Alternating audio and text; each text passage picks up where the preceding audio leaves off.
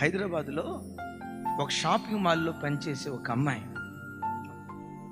అమ్మాయి ఆ short message విని, అన్నయ్య నేను డిగ్రీ చదువుకున్నా, ఉద్యోగం దొరక్క ఈ షాపింగ్ మాల్లో సేల్స్ గర్ల్గా ఉద్యోగం చేస్తున్నా.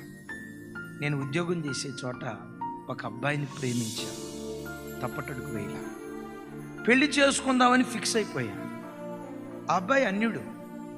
తను అన్నాడు, నువ్వు క్రైస్తవురాలి కదా, నీ దేవుని దగ్గరికి నువ్వు వెళ్ళు, నన్ను మాత్రం నీ చర్చికి రమ్మను. నేను హృదయపూర్వకంగా అబ్బాయిని ఇష్టపడ్డా. కానీ యవనులారా దయతో నా కథ వినండి అనే ఆ షార్ట్ మెసేజ్ మీరు అప్లోడ్ చేశారే, అది విన్న తర్వాత నా గుండె బ్రద్దలైపోయింది. విశ్వాసికి అవిశ్వాసితో విజోడెక్కడ? చీకటికి వెలుగుకు సాంగత్యం ఎక్కడ? దేవుని ఆలయాలకు విగ్రహాలతో ఏం పొందిక? దేవుడు దీన్ని అంగీకరించడు అని మీరు కరాఖండిగా వాక్యం చెప్పిన తర్వాత నేను మోకరించా. దేవా, దైవజనుడు ఇలా చెప్తున్నాడు, వాక్యం వింటుంటే నాకు నిజమే అనిపిస్తుంది. అన్యులను వివాహం చేసుకునే కదా సొలొమోను పాడైపోయింది, అన్యుల చెంత చేరే కదా బలవంతుడిగా పిలువబడిన సంసోను బ్రతుకు నాశనం అయిపోయింది. నా బ్రతుకలా నాశనం కాకుండా 2 సంవత్సరాలు నేను ప్రేమించిన అబ్బాయిని మీ సన్నిధిలో ప్రార్థన చేస్తున్నాను. ఈ రోజుతో పొరపాటున ఆ అన్యుని నేను వివాహం చేసుకుని ఈ మార్గం గుండా వెళ్దాం అనుకున్నాను. దైవ సేవకుడనే దేవుని దూత వాక్యమనే కత్తిని పట్టుకొని ఈ మార్గం గుండా వెళ్ళొద్దు అని చెప్పాడు.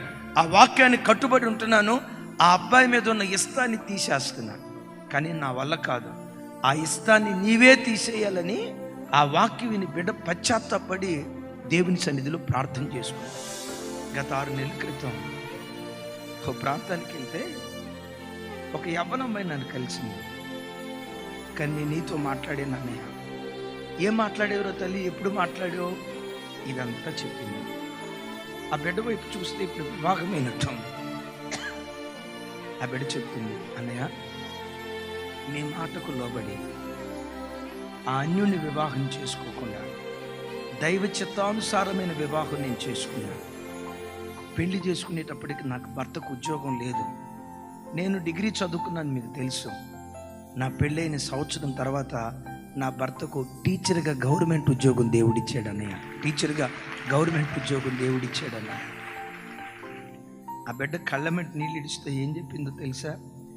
దేవుని వాక్యానికి లోబడి బ్రతికితే బ్రతుకును దేవుడు ఎంత ధన్యం చేస్తాడా అని చెప్పటానికి నా జీవితం సాక్ష్యం అన్నయ్య.